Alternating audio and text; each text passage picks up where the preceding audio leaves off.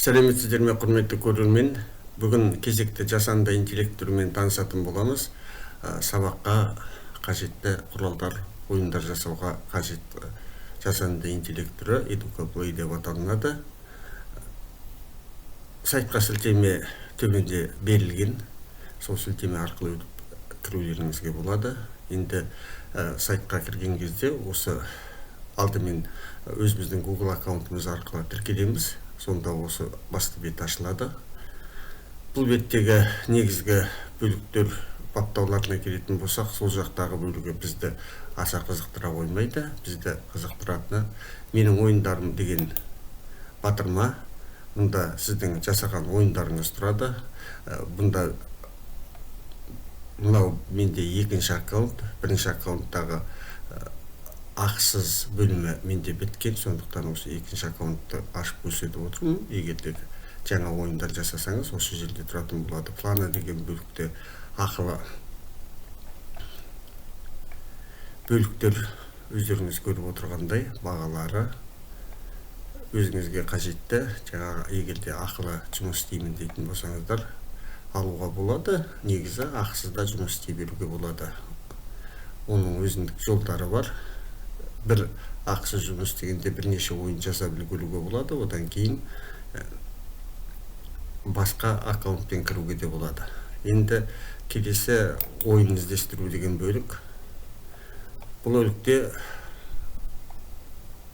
басқа оқытушылардың жасаған ойындары көрсетілген. Мұнда баптауларына келетін болсақ, соңғы жақта барлық ойын түрлері деген бар. Бұдан өзіңізге қажетті ойын түрлерін таңдап алуыңызға болады, егер қажет болатын болса, немесе барлық ойын түрін қалдыруға болады. Келесі білім салалары, ғылым салалары. Мұнда өзіңізге қажетті ғылым саласын таңдауыңызға болады. Мысалы, мен тарихты таңдайын. Тарихты таңдасам, міне тарих бойынша шығады. Бұл жерде сондай-ақ тілді таңдауға болады. Өкінішке орай қазақ тілі жоқ, бірақ та орыс тілі дегеннің ішінде қазақша жасалған ойындар кездеседі. Мұнда негізінен бұрынғы кеңестер одағына кірген елдердің барлығы жүреді ғой деймін. Өйткені мұнда өздеріңіз көріп отырғандай жаңағы украинша, орысша, міне топтық жұмыс деген қазақша, тарих деген қазақша, міне түрік қағанаты, жүзден жүйрік деген әртүрлі ойын түрлері. Осы жерде сол ойын түрлерін алып қарастыруға болады. Мысалы, мұнда құрбақа ойыны ең көп пайдаланатын ойынның түрі. Алып қарайтын болсақ,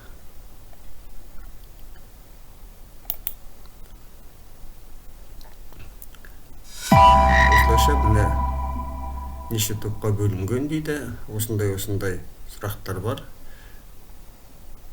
Басқа ойын түрлері керек болатын болса, тағы да осы іздеу батырмасын басу арқылы жаңағындай баптауларды жасап, ойын түрлерін тауып алуыңызға болады. Келесі бөлік ол жаңа ойын деп аталынады. Бұнда біз өзіміз ойын жасаймыз. Мұнда қандай ойын түрлерін жасауға болатындығы көрсетілген.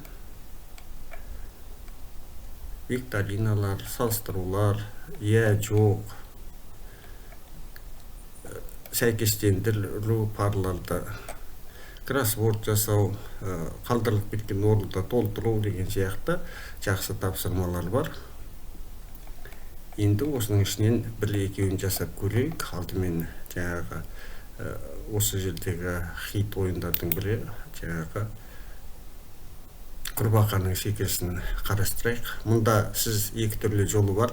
Біреуі өзіңіз қолдай жасауыңызға болады. Тапсырманың сұрақтарын жазып, дұрыс жауапты белгілеп, қате жауаптарды қосып, тағы да сұрақтар қосып, ары қарай жалғастыра берулеріңізге болады. Немесе жасанды интеллектінің тікелей өзінің көмегіне сүйеніп, сол жасанды интеллекті көмегімен жасауыңызға болады. Мұнда жаңа баптаулары келтірілген, мұнда қанша сұрақ берілу керек екендігі, таймер қанша уақытта болатындығы, басқа да баптаулары келтірілген. Орысшаға аударып алып көрулеріңізге болады.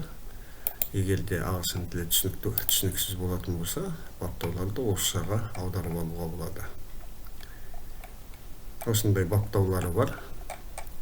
келесі ақпарат деген бөлімінде мұнда жаңағы өзіңіздің жұмысыңыз туралы суреттемелерді келтіруіңізге болады. Жаңағы тектер қоюыңызға болады. Жылдамырақ жүру үшін келесі алдын ала көру деген бөлікте бұл жасап болғаннан кейін бірақ көресіз. Енді жасауды көрейік. Мұнда біз жасанды интеллект көмегін пайдаланамыз. Мұнда тек тақырыпты жазып қою жеткіліксіз. Тақырыптың ішіндегі қамтылатын сұрақтарды да қоса жазсаңыз неғұрлым қамтып соғұрлым тапсырмалар да жақсы болып жасалынып шығады. Енді мен қазір бірнеше промпт жасап шығайын.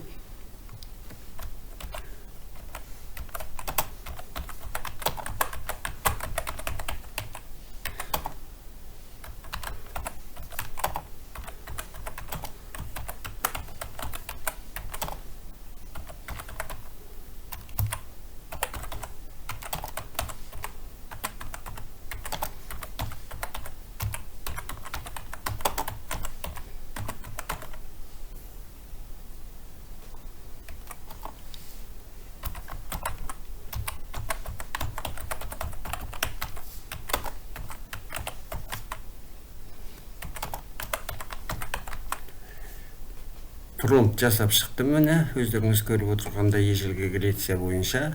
Енді мына жасыл батырманы басамыз. Генерация жүріп жатыр, өздеріңіз көріп отырғандай. Міне сұрақтар жасалынып шықты. Сұрақтарды көруге, оны редакциялауға болады. Мысалы, бұл жерде міне ежелгі Греция қала мемлекеттерінің бірі қандай дегенде Афина дейді. Келесі сұрақ. Грек Троя соғысының басты себебі дегенде Еленаға қатысты дау дейді. Спартаның әскери тәртібі қалай аталды дегенде спартандық тәртіп дейді. Грек Парсы соғысы қай жылы басталды дейді. 490 жыл деп көрсетіп тұр. Міне осылайша грек мифологиясындағы басты құдай кім? Зевс. Афина мемлекетінің құрылымы қандай? Демократия. Міне осылайша жаңағы сұрақтарды өзіңіз өзгертіп редакциялауыңызға болады. Енді алдын ала көру батырмасын басамыз.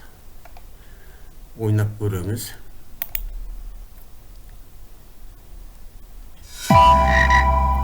Спартаның әскери тәртібі қандай дейді? Спартандық тәртіп. Грек Троя соғысының ұзақтығы қанша жыл болды дейді? 15 жыл алайық.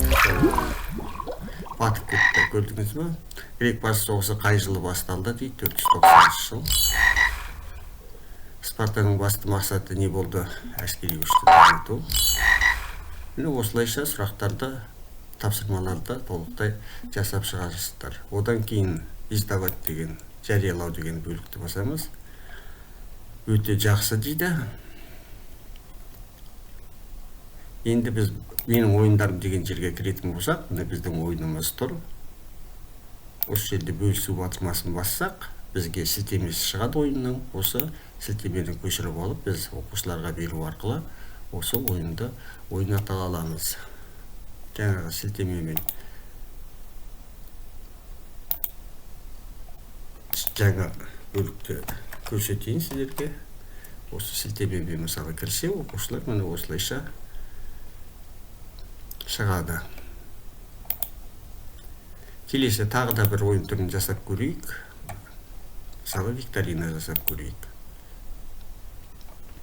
Тура дәл жаңағындай, бұнда да жаңағы ойында өзіңіз қолдан жасауыңызға болады, немесе жасанды интеллектінің мүмкіндігіне пайдалануыңызға болады. Енді ежелгі Рим бойынша жасайық.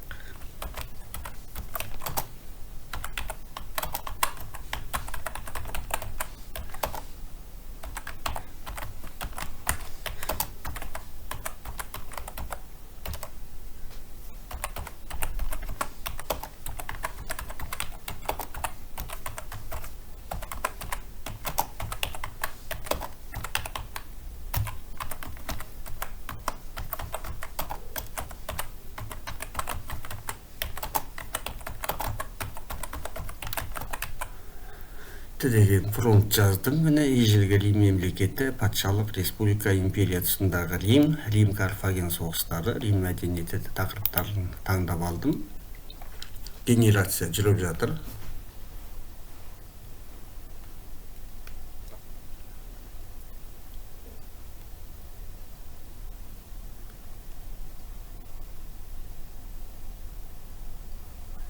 Міне Рим патшалығының алғашқы патшасы кім дейді, мысалы Ромул. Өздеріңіз белгілі Ромул мен Рим туралы аңызды білетін шығарсыздар барлықтарыңыз. Рим республикасы қашан құрылды дейді. 509 жыл біздің заманымыздан бұрынғы. Рим мен Карфаген арасындағы соғыстың саны қанша дейді. Пуни соғыстары, өздеріңізге белгілі 3 Пуни соғысы болған. Рим империясының ең үлкен шекарасы қай жылы болды дейді. Біздің заманымыздан бұрынғы 117 жыл. Міне осылайша енді осыны жаңағы ойнап көру дегенді батырмасын басып саңыз, міне мынандай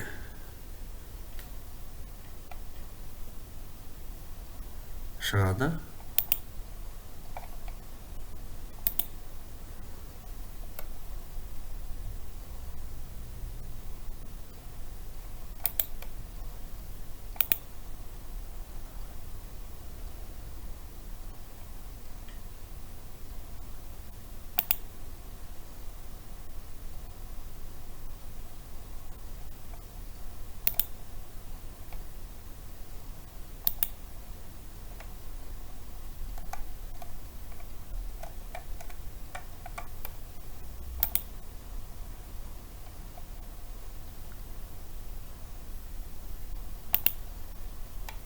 Міне шықты.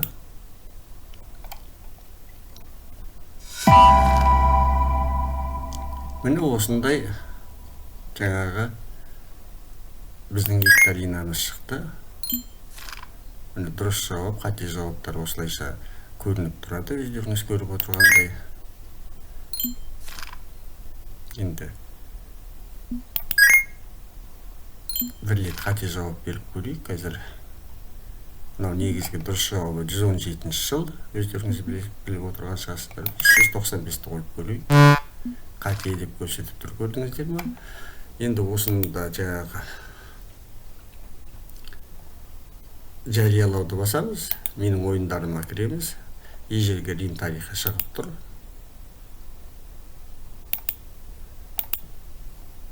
Көшіріп алып, балаларды ойната аламыз.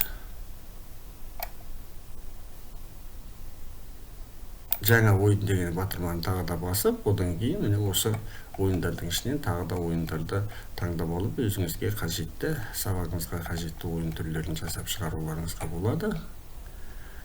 Егер де сізде қызықтыратын болса, менің каналымда басқа да жасанды интеллект түрлері туралы видеолар бар, соларды көріңіздер. Каналға жазылып, лайк басыңыздар.